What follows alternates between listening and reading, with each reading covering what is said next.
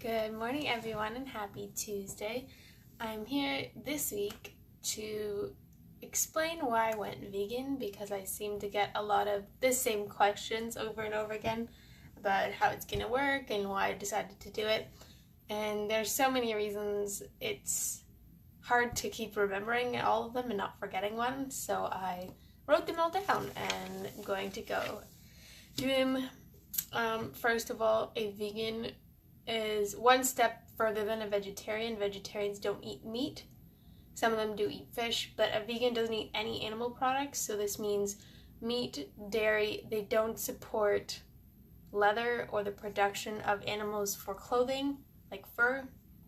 Some even go as far as not to eat honey because they think that bees are animals, but that because the situation that bees are in, the honey is a animal cruelty related product, so they don't eat honey as well. But I do have honey rarely. I do put it in my tea, but again, everybody does veganism differently, and some people are very extreme about it, and some people are a little more lax. They'll still have meat once in a while, but personally I've noticed a lot of health benefits since switching. But I just wanted to explain that because I also get a lot of questions about, well, what can you eat and what can't you eat? I already didn't eat a lot of red meat or dairy. My body didn't digest dairy very well, and I wasn't a huge fan of milk anyway. I've been using almond milk for I think about 2 years now. Cheese is probably the hardest part because I put it in pasta, I put it in nachos and all that kind of stuff, but that's probably the hardest adjustment. I don't really miss meat that much. But first reason, with the work that I do, I see a lot of animals that come from hard circumstances, and I know that a lot of them are just in a lot of pain and trauma, and seeing that in domesticated animals really makes you think about what the agricultural animals are being treated like. And if you haven't seen the documentary Earthlings, it's absolutely horrifying, and I did share it I think last week or the week before, but I had to stop watching it partway through because it just broke my heart. And I've seen Food Inc. They made us watch it in high school because I was in a hospitality class, and that one was pretty disturbing, but I don't think I was quite connected with it yet. A lot of people say, well, why has it taken you so long? Because I've been being asked for years if I'm a vegetarian yet, and I didn't really have a good grasp on cooking and everything yet, and I've had a lot of health issues where they say, oh, you don't have enough protein, you need to eat more meat, and I wasn't in a place where I could make that decision.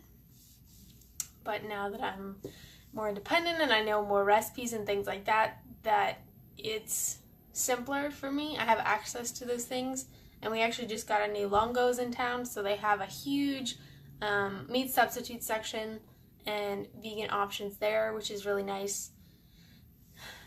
But with what I do, I'm trying to heal animals from past trauma, and contributing to that on a daily basis seems to go against everything that I work for and that I believe in. So that part was really easy to make the switch.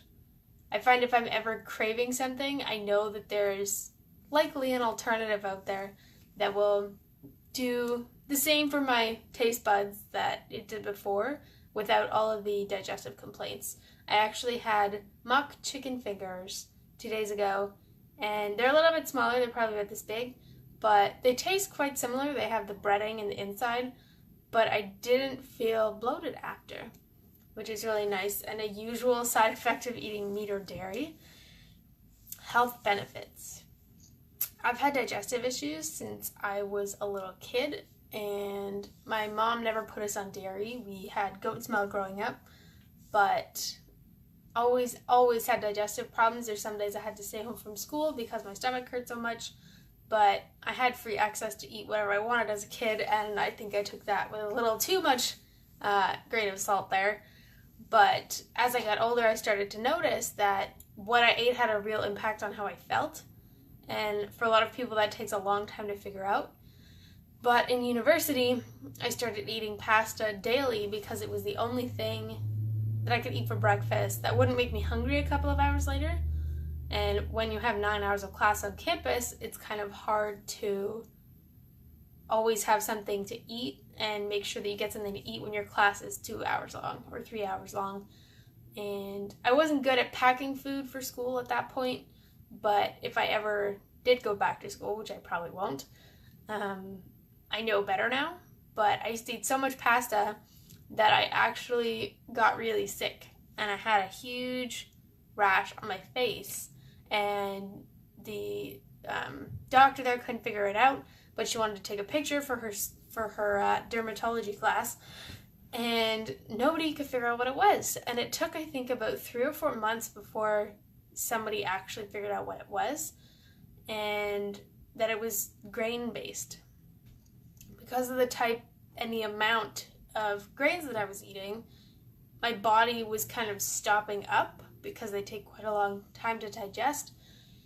And when I cut it out, or at least stopped eating it for a couple months at that frequency, then it immediately cleared up, which was really nice. But energy-wise, I noticed immediately I had more energy. I did get adrenal fatigue 3 times in university, or 2 in university and 1 when I got Kaya, but completely different reason. But a big part of it is learning to cook better, and most of the dishes I know how to make are either grains or meat, so it's taking a little bit of an adjustment. I'm trying to try a new one every couple days, but I've always wanted to learn how to cook better, and I think this is a good chance because the dishes are ones that I've eaten dozens and dozens of times, but you just substitute the meat or dairy for something else. And I find they taste quite good. I haven't tasted or experienced a lot of the flavors before, so that's really fun. But last night I tried bell pepper stuffed with veggie couscous, and oh man, it was so good. I've never had heated, or I could bake them for about 5 minutes, baked bell peppers before, but they're really good. In terms of grocery bills, not buying the 2 most expensive things in the store, which are meat and dairy, tend to lower your grocery bill quite a bit. And I've never been a huge meat and dairy person. I used to eat yogurt quite a bit, but when the majority of your bill is fruits and vegetables and grains and legumes, so this is beans, nuts, and seeds, it can get a little pricey, but it depends. As long as you use the expensive things as a luxury and not, buy a big, huge tin of nuts every week, then it's quite manageable. I even get a lot of my food at the bulk store. They have some really great legume-based pasta and grains. They have red lentil pasta and black bean pasta and green lentil pasta and edamame pasta, and it's fun getting to try all these new foods. But when you make a pasta dish and the noodles are black, that's definitely something fun. I find those are the best. That's the best pasta because it gives you so much energy and you don't have to eat as much because the amount of protein in black beans is so high that I don't find myself eating like heaping bowls of it. I can barely eat like flat level bowl, which is good, but I just toss in 2 or 3 vegetables and it makes it really easy for me as a quick snack or dinner if I add something on the side like a salad, and works really well for me. It also didn't support my minimalism journey, which I'm working on. My room definitely has a lot less stuff in it. There used to be a big, huge dresser right there. That is not there. It's downstairs. But all my clothes fit in my closet. I have room on my bookshelves again. And the amount of clutter that's caused by packages for meat and dairy is quite a lot. I noticed that when I cook with vegetables or beans and legumes that there's a lot less garbage and there's a lot less plastic, because I buy a can of beans or I go to the bulk store, get a jar and just scoop some beans in there and then soak them. But the fruits and vegetables just go in the compost, and then there's a lot less garbage going out of the house. So that's really nice. But it gives you more space in your pantry, because when you don't have giant boxes of multiples of the same thing, then I find it makes you think more about what you want to plan for that day, what you want to eat, and using more of what you already have, so you don't end up wasting a lot of the food, because you spend the money on what you're going to eat and you want to make sure that you eat all of it, basically. My family. Everyone in my family has been pretty supportive so far. My mom checked in a couple times, said, "Are you sure you want to do this? I support you, but are you sure?" And after I watched The Earthlings, I actually watched 3 documentaries in 2 days. I watched Forks Over Knives, which is a really good one that talks about the link between diet and health. The second one was What the Health, which is also a link between diet and health, but it talks more about what they don't want you to know. And the third one was Earthlings, which just was kind of the last push off the ledge. It was like, okay, I can't support this anymore. But my family all have specific issues that they've talked about in the documentaries that have shown great results by eating plant-based. So things like heart conditions, sleeping problems, hormonal issues, postmenopausal hormonal issues, gaining weight, things like that. I know they talk a lot about losing weight on there, but it's a really easy way to gain weight. And I'm pretty sure since I've started, I've gained at least a pound, which is good because I'm trying to put on a little bit more, but the food tastes so good that you don't think about it. And it's not, oh, I want to lose weight, so I'm going to eat less.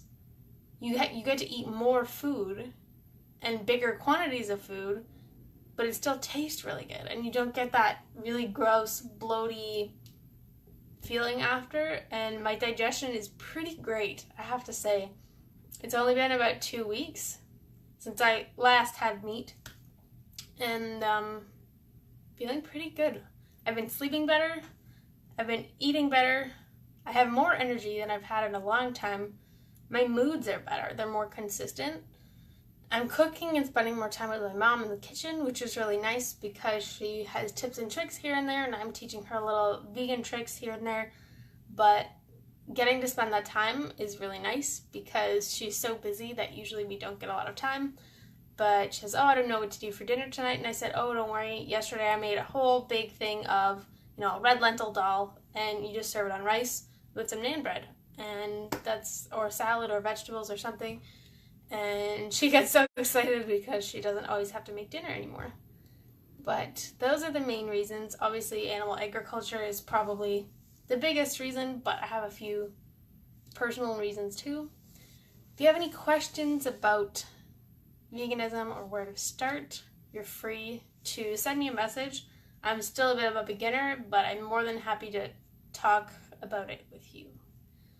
Next week I am going to talk about animal agriculture because I think it's a very important topic because it happens behind closed doors, and while people know a little bit about what's going on, it's pretty horrifying when you find out how strongly it impacts our planet, our health, our taxes, all of it. So hopefully it won't be a rant, but I can't promise anything. I hope you're enjoying the snow. It's going to get a little colder this week, but enjoy the rest of your week, and I will see you next week.